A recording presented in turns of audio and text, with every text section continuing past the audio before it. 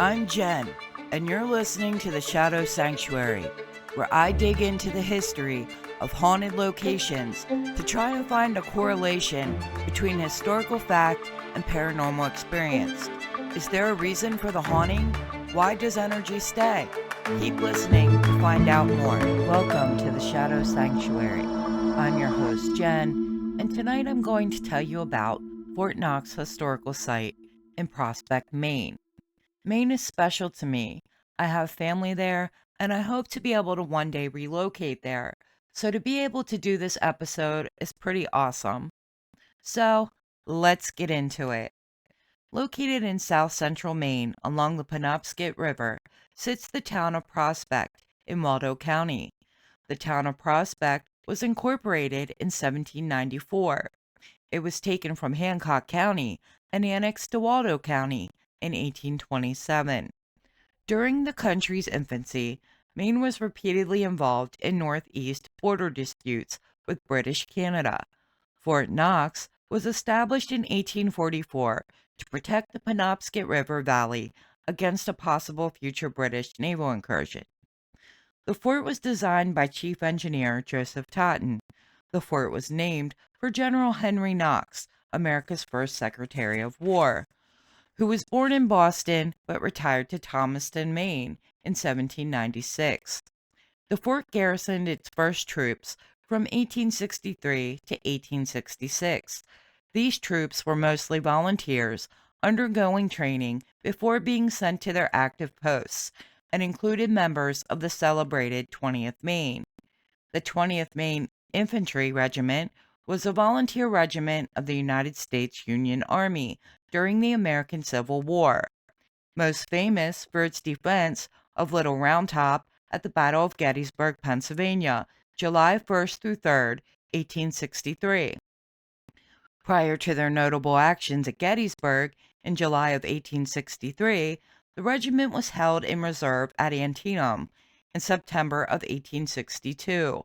The regiment was also among those forced to remain within the sight of the Confederate lines at Fredericksburg in December of 1862, forcing the regiment's Lieutenant Colonel Joshua Chamberlain to shield himself with a dead man.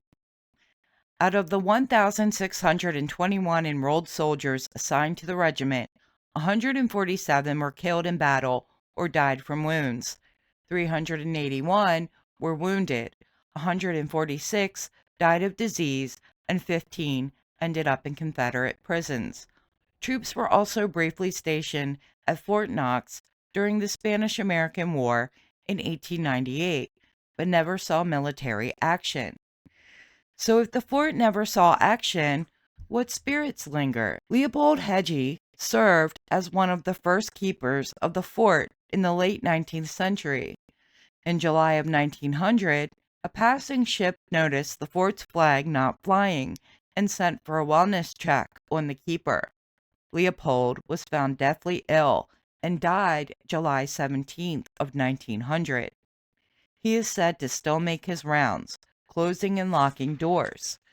He can also be heard walking around, and his pipe tobacco can still be smelled. A story dated 1844 tells the story of a fort builder. In the middle of the day, one of the workers took a cigar break, sitting on a barrel. The barrel was full of gunpowder. When the worker went to put his cigar out on the barrel, it exploded, killing him instantly.